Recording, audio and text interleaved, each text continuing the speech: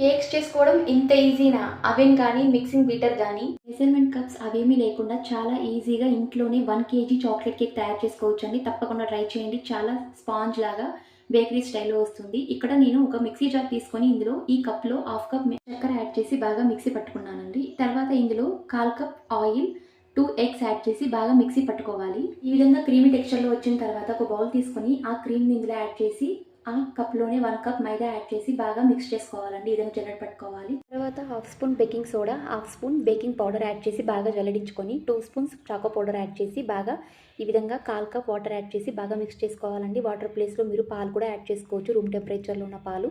ఈ విధంగా cake bowl తీసుకొని కింద A4 షీట్ పెట్టుకొని ఆయిల్ అప్లై చేసి ఈ విధంగా బ్యాటర్ యాడ్ చేసి పైన చాకో చిప్స్ స్ప్రింకిల్ యాడ్ చేసి ఇడ్లీ పాత్ర పెట్టుకొని కింద సాల్ట్ యాడ్ చేసి 5 మినిట్స్ ప్రీహీట్ చేసి పైన మూత పెట్టుకొని ఈ విధంగా మనం సెట్ చేసుకొని మీడియం ఫ్లేమ్లో 45 మినిట్స్ కుక్ చేసుకోవాలండి. Please channel like and subscribe. Thank you.